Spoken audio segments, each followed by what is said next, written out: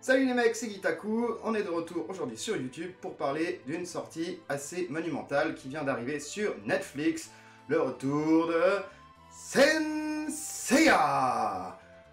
Je suis un énorme fan de Saint-Seiya depuis sa licence d'origine et son histoire tout entière. J'ai suivi quasiment tous les arcs de Saint-Seiya, il y en a des bons, il y en a des moins bons.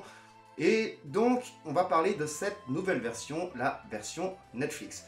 Alors, pour que ce soit plus simple et qu'on arrive tous à comprendre et à suivre ce que je vais dire, je vais essayer de faire des arrêts sur image, de montrer certains passages de la série, en fait, tout bêtement, et on va les critiquer parce que je trouve que cette série, c'est non.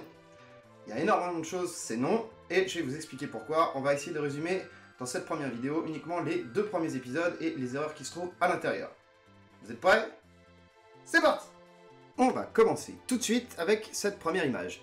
Pourquoi cette première image? Parce qu'elle nous parle exactement de jusqu'à où ils ont très clairement l'intention d'aller dans cette nouvelle série Saint-Seiya Netflix. Parce que ce que vous voyez là, l'alignement des planètes au début du générique de Saint-Seiya, en fait, ce sont les planètes qui s'alignent pour la grande éclipse de Hades. Donc, si on commence le premier épisode au tout départ avec cette démonstration, c'est clairement qu'on voit à quel point ils ont envie de développer Saint-Seiya pour aller jusqu'à Hades. Mais est-ce que les fans vont rester crochés pour aller jusqu'à Hades sur cette série? On va voir. Là, directement, on arrive sur un autre souci extrêmement majeur. Si ça, c'est le sanctuaire, on va m'expliquer pourquoi les chevaliers seraient par exemple obligés de passer les 12 maisons du Zodiaque et pas couper tout droit dans la montagne, en grimpant. Je veux dire, dans l'ancien sanctuaire, on avait les maisons qui étaient séparées les unes des autres, et le sanctuaire se trouvait un petit peu à flanc de falaise, on n'avait qu'un seul chemin à prendre, il n'y avait qu'un seul escalier à suivre, c'était quasi obligatoire, on était obligé de passer les maisons les unes derrière les autres, mais là, je sais pas. Alors franchement, je sais pas, le concept art est joli, l'image est très belle, c'est très sympa, mais je vois pas pourquoi le chevalier passerait pas tout droit. Et en plus, après, on essaie de repérer les maisons ou autres. On voit qu'il y a un colisée, mais j'arrive pas à repérer les maisons du Zodiaque. Enfin, c'est assez chelou comme présentation du sanctuaire. Ça me...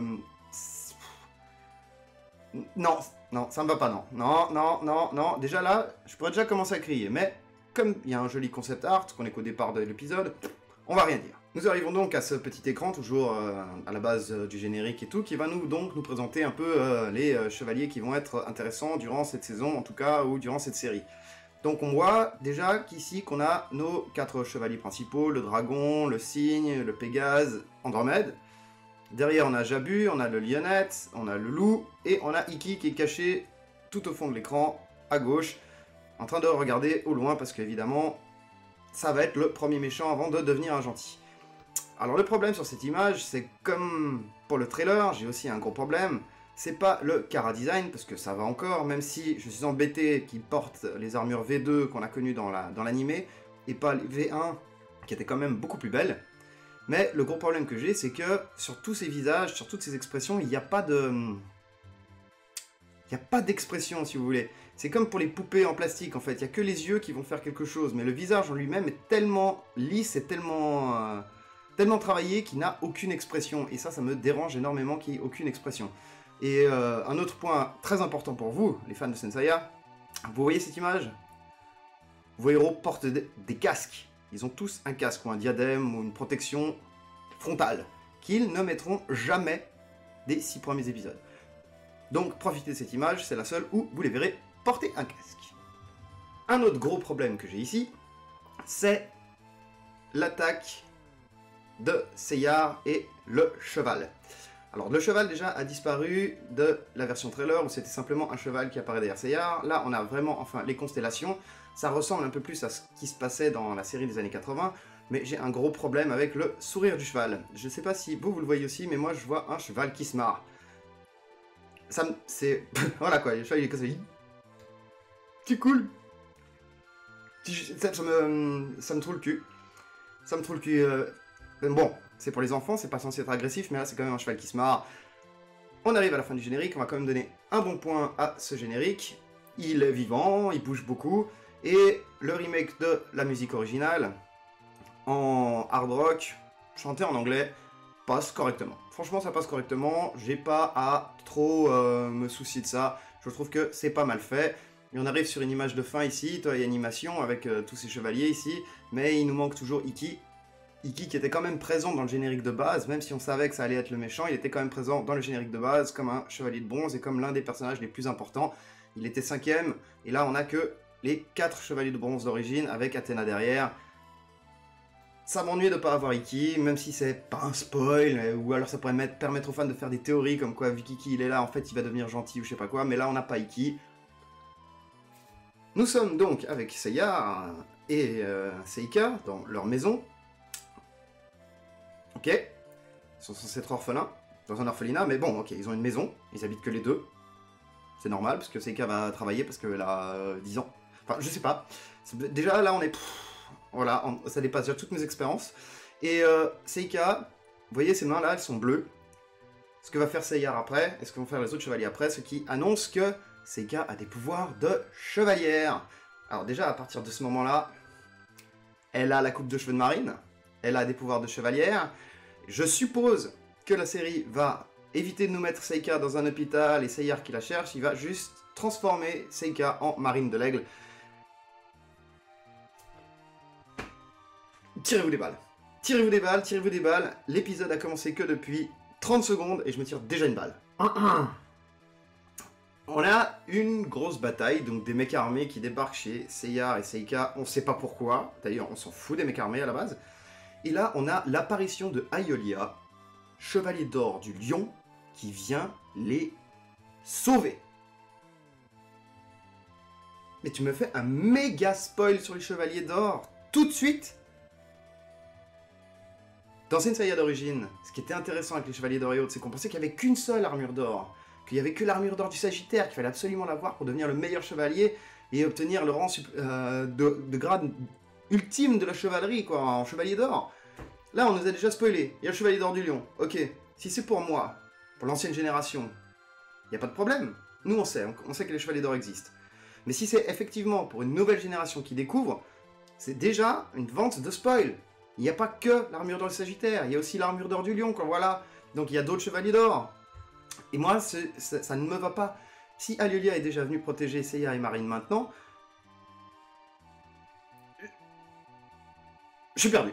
Je comprends pas, je suis perdu, ça me va pas. Même si Aiolia est très bien foutu, hein, on va dire de nouveau, hein, le design armure, le chara-design général est cool. Mais ça me dérange. Et puis là, de nouveau, on voit sur le visage d'Aiolia qui arrive, qu'il est pas content. Mais il est pas content, genre pas content, je fronce les sourcils. Parce que pas content, genre, je suis énervé, j'ai les pommettes qui montent, enfin, on voit rien. Mais déjà, faire arriver Aiolia là... ah mon dieu, là, il faut que je me chauffe. Il faut que je me chauffe, il faut que je me prépare pour la suite. Je me prépare pour la suite. On y va, allez, on continue. Voilà. Alors, les ennemis tirent sur Aiolia qui possède un bouclier. Les balles s'arrêtent avant que ça lui arrive dessus, ok. Pouvoir psychique, ce que tu veux, c'est un chevalier d'or, pourquoi pas. Nouvelle invention de comment les chevaliers d'or sont insensibles aux balles, je veux bien.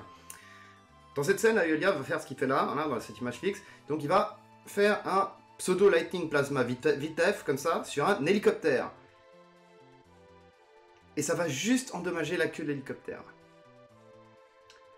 Vous imaginez? Là, on veut vous montrer la puissance d'un chevalier d'or, en vous montrant qu'il est trop fort, qu'il arrête les balles et qu'il est capable de faire des attaques de la mort à distance. Mais il n'arrive pas à péter la gueule d'un hélicoptère correctement. Ça, c'est ce qu'on appelle nerfer les chevaliers pour que ils aient un souci avec la technologie d'aujourd'hui. Mais putain, les chevaliers, c'est des êtres mythologiques qui sont capables d'ouvrir la terre, de fendre le ciel. Mais un hélicoptère, c'est de la gnognotte, les gars, mais sérieux. On en revient à ce que je disais tout à l'heure. Aiolia, donc, va prendre Seika avec lui et l'emmener quelque part. Vous voyez ce que je veux dire par rapport à ce que j'ai dit il y a 2 secondes avant sur cet épisode?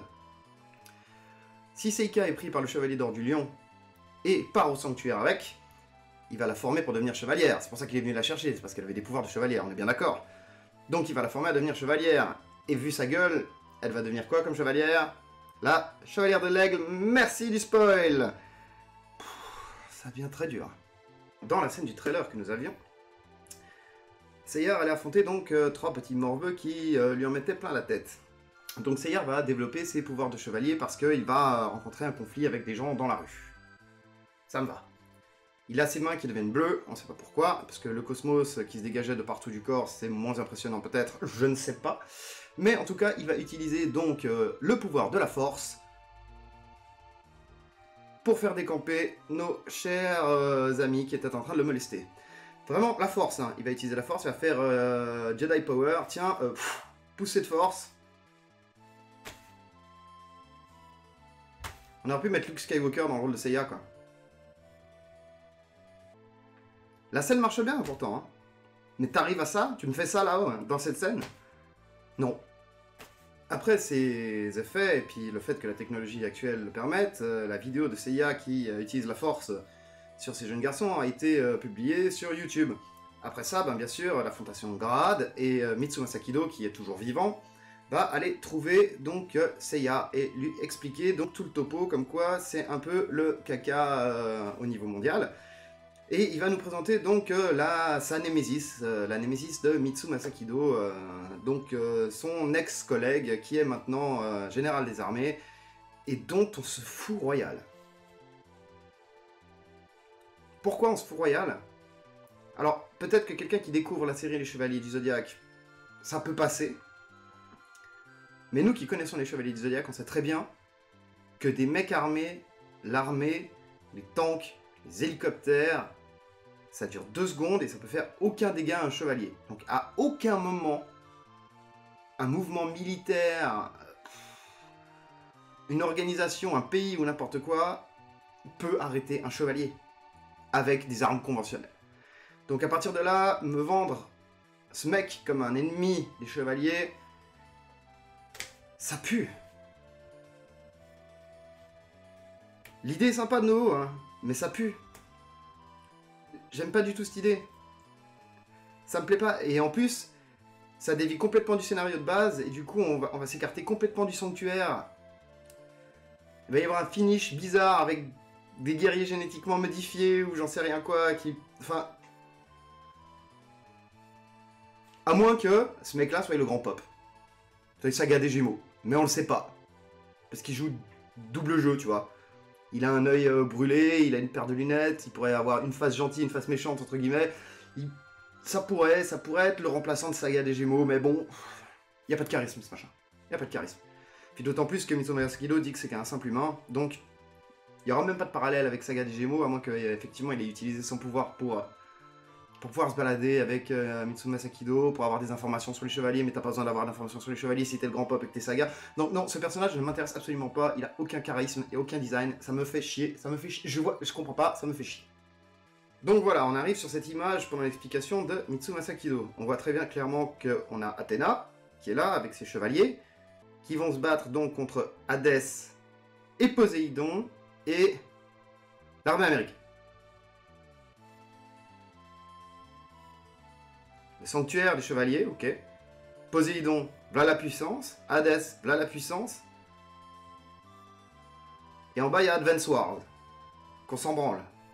Je suis désolé d'être aussi vulgaire, mais franchement, comment est-ce que tu pourrais mettre une nation, des militaires ou quoi que ce soit, à la hauteur des ennemis tels que Hadès ou Poséidon, quoi? Si ça te choque pas, bah ça te choque pas, mais je comprends pas. Moi, non. Non, ça c'est une belle affiche pour Advance Wars, ouais, voilà, ça va bien. Mais c'est pas du Senseiya. Donc, Mitsuma Sakido explique à Seiya qu'il a le potentiel pour devenir un chevalier. Grâce à la vidéo filmée, on voit que Seiya, quand il se relève, ben, il a des ailes dans le dos. Donc, Mitsuma Sakido, qui connaît tous les 88 chevaliers des constellations, l'histoire d'Athéna et patati et patata, c'est que Mitsuma Sakido a en face de lui Seiya, le futur chevalier de Pégase, et il l'appelle déjà Pégase, tu es le chevalier Pégase.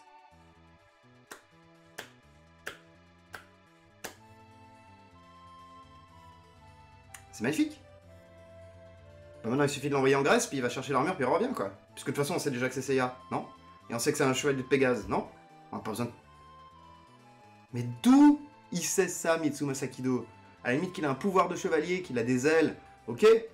Ça pourrait très bien être le cygne, ça pourrait très bien être le Pégase, ça pourrait très bien être d'autres créatures ailées encore, des chevaliers ou des constellations, ou j'en sais rien. Comment, Pégase, pourquoi, on sait pas. Mais il le sait, lui. Et ça, c'est balèze. Mitsuma Sakido, super champion. Effectivement, t'as extrêmement bien étudié les chevaliers et tu sais lire le cosmos et la puissance de chaque personne avant même que le chevalier le sache lui-même. C'est la classe. Franchement, t'aurais dû être grand pop. Mitsuma Sakido, grand pop, votez pour. Pendant l'explication de Mitsuma Sakido, le méchant, donc l'opposé de Mitsuma Sakido, arrive avec des soldats et fout le bordel dans sa base secrète bien cachée. Ok, donc bon, c'est une grande organisation, c'est peut-être l'armée, je sais pas trop, mais ils ont réussi à trouver Mitsuma Sakido et là où étaient cachés Saori et Seiya. Ça ne me dérange pas trop, les soldats sont là, ok, mais il n'y a que Seiya qui est un chevalier, mais qui sait pas utiliser ses pouvoirs, donc peut-être qu'il a pas envie d'interagir, Mitsuma Sakido va faire en sorte qu'il s'enfuit.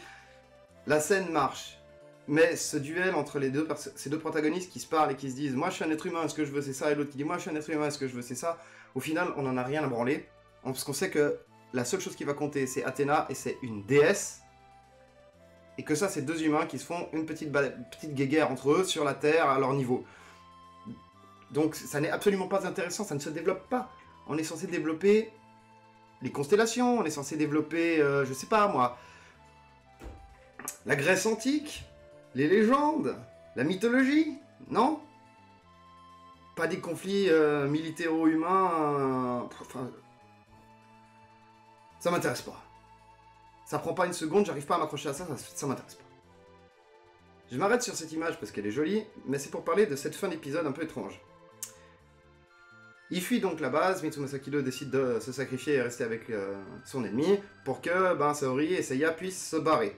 Donc il se barre en hélicoptère, déjà, un truc qui est assez impressionnant, c'est que Tatsumi et Saori sautent d'un hélicoptère avec une moto pour atterrir dans la forêt. Ok. Donc ils partent dans une direction pendant que l'hélicoptère va dans une autre. Ensuite Seiya saute de l'hélicoptère et fait une téléportation en mode faux raccord et se retrouve devant la moto qui est en train d'avancer. Donc l'hélicoptère des ennemis est toujours en train de les poursuivre, donc Seiya se décide en tant que chevalier d'affronter l'hélicoptère enfin. Donc superbe scène, Saori passe à côté de Seiya, le regarde et découvre la volonté de combattre des chevaliers, de protéger Athéna ainsi que la Terre et les gentils. Et là, Seiya lance un météore de Pégase.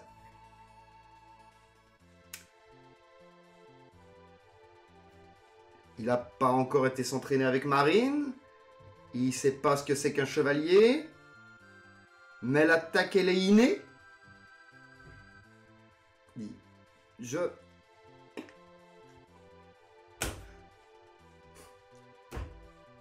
On me fait un gros doigt, quoi. Et je dis... Merde, quoi. C'est incroyable. J'atteins un niveau de dérision et d'illogisme et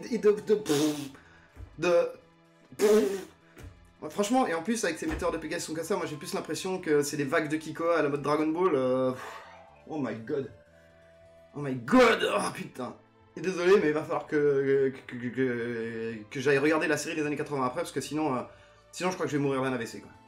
On arrive donc à la fin de l'épisode 1, où Seiya va rejoindre Saori sous une cascade d'eau, où est cachée une autre base de la Fondation Garad. Générique de fin... Nada de nul. Autant visuellement on est toujours dans le bon, mais alors la musique... Mais alors c'est juste... T'as fini ton épisode, tu vas te coucher, tellement c'est gnangnan, quoi. Waouh. On a fini l'épisode 1. Comme j'ai dit, on fait l'épisode 2. Après, il faut que je m'arrête, parce que franchement, il faut que j'ai regardé la série des années 80. Jump temporel. On sait pas trop ce qui s'est passé entre deux.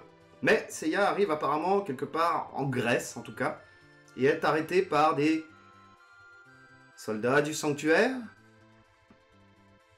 Parce qu'il n'a pas été envoyé au sanctuaire pour s'entraîner. Parce qu'il est rentré en espion, en fraudeur. En voleur? Je comprends pas. Alors là, de nouveau, on commence l'épisode et j'ai de nouveau un gaps de temps. Aucune explication, rien. Je comprends pas. Donc, les gardes ils veulent tabasser Seyar, parce que normalement, les gens qui rentrent illégalement sur cet endroit, donc je suppose qu'il y a le sanctuaire, puisqu'on ne te place pas du tout l'endroit, on s'en branle, doivent tuer normalement ceux qui rentrent illégalement dans le sanctuaire. Ok, très bien, donc ils ont décidé de taper sur Seyar, et là, paf, on a Marine qui débarque. Masqué. C'est bien. Mais c'est un peu trop à la vlaque je te pousse, quoi. Déjà, je suis certain que c'est Seika, parce que je vois pas pourquoi est-ce qu'un chevalier viendrait empêcher deux gardes de faire leur job pour en sauver un random qui passe.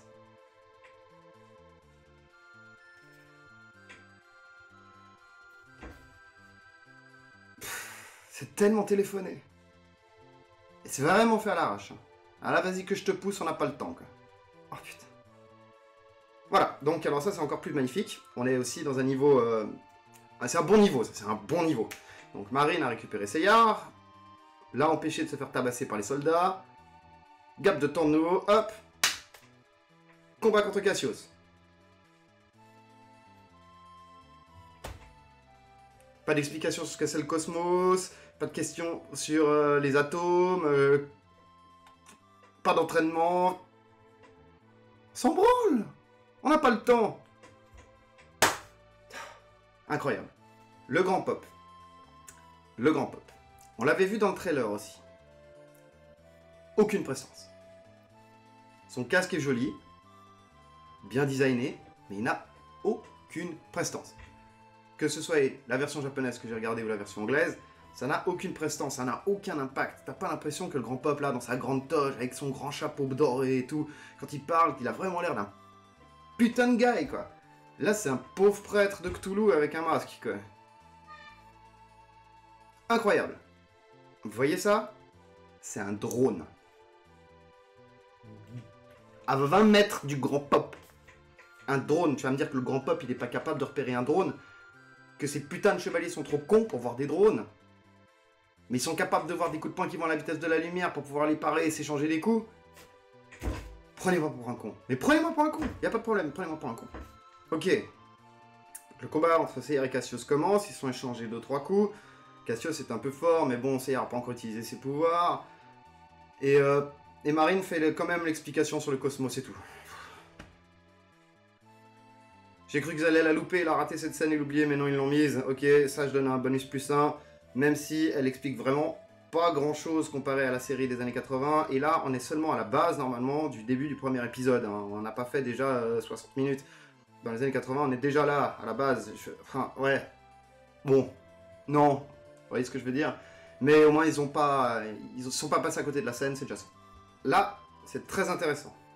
On a Shina, qui est devenue une punk des années 80, qui doit écouter du heavy metal, ça c'est sûr. Mais Shina n'a pas de masque. Ce qui veut dire que les chevalières n'ont pas de masque. Donc pourquoi est-ce que Marine aurait un masque, à part si on veut cacher le fait que c'est Seika? Téléphone. Bon, à part ça, j'aime pas du tout le visage de Shina. Shina, c'est... Enfin... C'est autre chose. En vrai. En vrai, c'est autre chose. Mais bon. Au moins... On a résolu l'affaire. Marine égale Seika, tout va bien. Je m'arrête là parce que c'est joli quand même. Parce que ça reprend effectivement le thème de l'épisode basique du combat de Seiya contre Cassius. Donc il fait son kata pour faire apparaître le cheval, afin de faire la première fois en vrai, avec le son, la voix et tout, les fameux Pegasus Juseiken ou les météores de Pégase. Mais le combat contre Cassius, c'est un petit combat Bruce Lee. Seiya va péter le sol parce qu'on n'a pas le temps de le montrer à l'entraînement quand il était avec Marine, donc il va péter le sol devant Cassius pour lui faire peur, parce qu'on veut pas faire en sorte que Seiya montre sa rapidité ultime de chevalier et coupe l'oreille de Cassius parce que c'est pour les petits enfants. Ok. Et là il va donc sortir ses météores de Pégase et Seiken. Il va donc battre Cassius. 2 minutes. 2 minutes. Cassius et Seiya ne se connaissent pas plus que ça. Ils n'ont pas de lien ensemble, ils n'ont pas grandi ensemble, ils n'ont pas fait les mêmes entraînements ensemble. Ils n'ont rien à branler des personnages.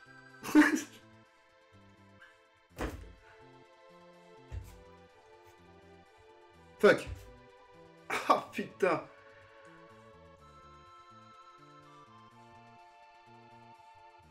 Il n'y a aucune impression d'impact sur les météores de Pégase. Il y a rien. Je me souviens de l'impact dans les années 80. On voit bien les impacts de coups de poing. Comme quoi c'est des impacts de coups de poing à la base qui arrivent. Et on voit l'impact, ça donne une impression de puissance à l'attaque.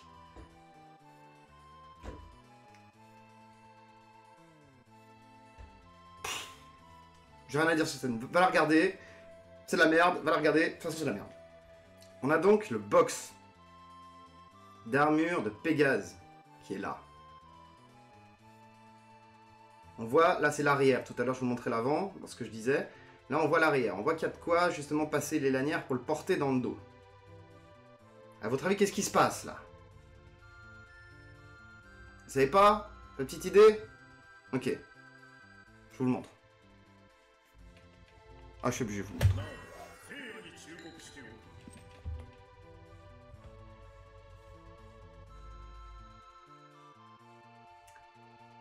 Il y a des gens, ils ont beaucoup aimé le film. Et les box, c'est chiant à mettre à l'image.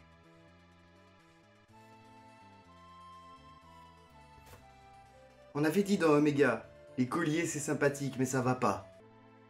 On avait dit dans le film, les petits bijoux comme ça pour un film, pour un monde extérieur, pour faire autre chose, de nouveau, une espèce de fresque sur Senseiya, ça passe. Mais là tu vas me faire toute une série sans aucun box. On va pas avoir l'occasion de voir le box du dragon. Merde. Merde. Et voilà les gens, on se retrouve avec une invocation Bahamut au milieu de Senseiya. C'était visuellement intéressant pour un petit film d'une heure et demie de faire ça, mais là ça veut dire qu'on aura des invocations type Bahamut à chaque fois qu'une armure va arriver. Ok, on a des jolis logos, ça fait les maisons du Zodiac, ça fait les signes astro, et puis ça fait à peu près une horloge pour rappeler un peu tout le truc, mais... C'est l'armure qui est censée donner un impact visuel, une puissance, pas les effets lumineux que tu fous autour. C'est l'armure qui est censée... L'armure, bordel, les chevaliers, l'armure, quoi. Bordel.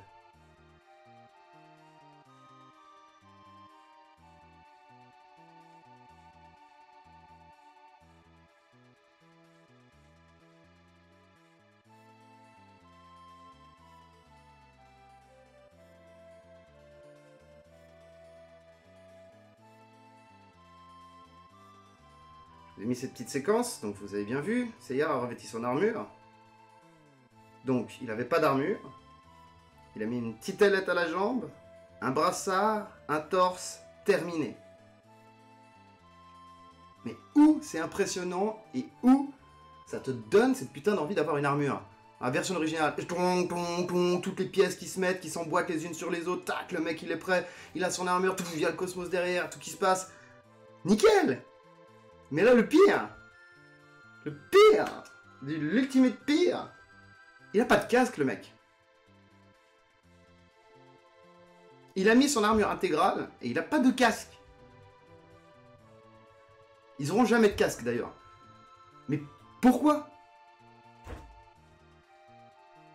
L'armure, elle est feignante, elle met pas les casques. Parce qu'elle sait qu'il y a des caméras. Parce qu'il faut bien voir la tête des personnages. Ou parce que c'est chiant à animer. Ne fais pas la série si c'est chiant à animer, si tu veux pas mettre tout dedans. Tu me casses les couilles. Grave. Le combat Seiya-Shina est hyper important à l'origine, parce qu'on apprend que Seiya ne veut pas affronter les femmes. Gentleman. Pas macho, mais gentleman. Il finit par quand même affronter Shina parce qu'il est obligé. Et sur le dernier coup, il lui brise son masque. En lui brisant son masque, Shina et l'ordre du chevalier est obligée normalement de prendre une décision. Soit elle doit aimer Seiya pour l'éternité, soit elle doit le tuer. Seiya ne peut pas briser le masque de Shina. puisqu'elle n'a pas de masque. Donc il la bat. Et comme elle est battue, elle lui en veut. Mais il n'y a aucun effet psychologique derrière, d'obligation, de l'ordre des chevaliers. Elle pourrait simplement se dire merde, je me suis fait battre, tant pis quoi, il est cool. Mais non, c'est une méchante basique. On rate toute la psychologie des personnages, on rate tout l'intérêt des scènes et de ce... Enfin, ils nous ont pissé à la gueule, c'est direct. Bon, vu que Marine a été battue, Seiya peut s'en aller tranquillement et en direction d'un bateau, d'un avion ou je sais pas trop, pour rentrer chez lui. Et donc, comme Seiya est un gros couillon et qu'il ne sait pas du tout où il était, Marine lui donne un GPS pour pouvoir revenir. Chevalier, cosmos, mythologie, sentir le cosmos, savoir où se déplacer, les points névralgiques de l'univers. GPS. T'as quelque chose à dire? C'est de la merde. Gap monumental, Seiya est au milieu du désert. Avec un chapeau mexicain.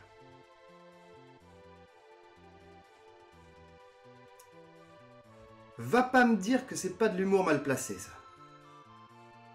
C'est de l'humour de merde. On dégringole encore d'un point au niveau de la stupidité. Super, j'adore cette série.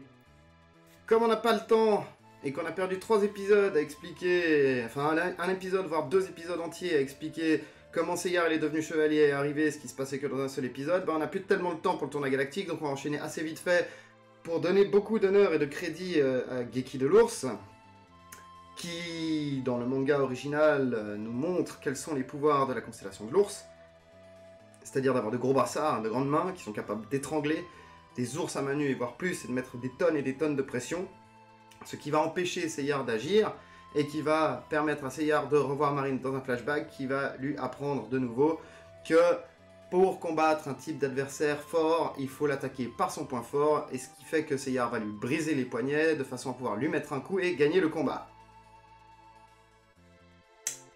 Dans cette version revisitée, trop classe, le combat va commencer, ils vont s'échanger 3 coups de poing, coups de pied à la mode Bruce Lee, et ensuite, Seiya va sortir un metteur de Pégase, et Geki va être battu. Non, faut pas le chercher plus loin.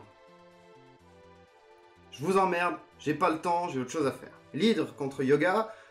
L'hydre qui va non plus ne pas montrer ses pouvoirs, il va dire oui j'ai des griffes, c'est super. Yoga va faire un j'ai la glace, je t'ai niqué. Tu sais même pas que du coup les griffes sont empoisonnées, qu'il peut les sortir de partout ou quoi que ce soit, parce qu'on n'a pas le temps de t'expliquer le personnage. De toute façon il va dégager vite fait, on en a pas besoin pour l'histoire. Et donc c'est fini. Donc ouais, effectivement, donc là la scène c'est il arrive, il va lui mettre un coup de griffe, il va lui geler la main, et va lui faire la Diamando d'Asto, et pouf, combat terminé. T'avais même pas besoin de mettre le personnage, t'avais même pas besoin de mettre le combat, c'est juste nul. C'est juste nul. D'autant plus qu'on voit l'hydre qui nous fait un petit coup de Kikoa là encore. C'est quand ça me gavait hein, ce truc de Kikoa, j'espère que ça va s'arrêter au bout d'un moment, parce que moi je peux pas regarder Dragon Ball avec le design des Chevaliers du Zodiaque.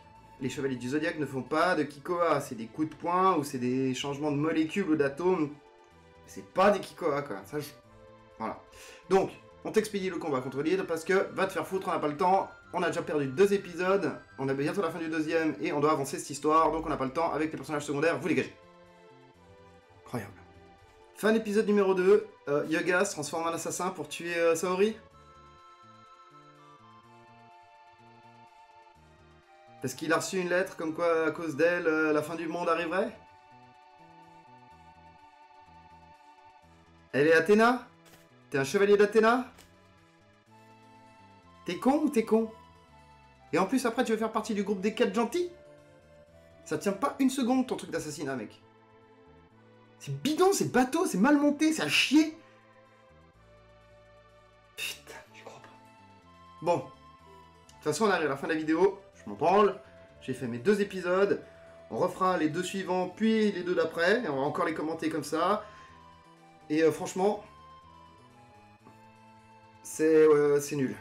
Ah, c'est nul, c'est non, c'est 1000 fois non. et j'ai mal à la tête, il faut que j'aille me faire les épisodes des années 80. Voilà, c'était Gitaku, et c'était à chier, et on va se retrouver pour une super vidéo pour la suite des épisodes de Senseiya, parce que on aime bien les choses à chier, surtout quand on les a vraiment adorées, que c'est une licence qu'on a aimée de partout. Donc je me fais extrêmement plaisir, et à la prochaine, merci les gens de me suivre, ciao!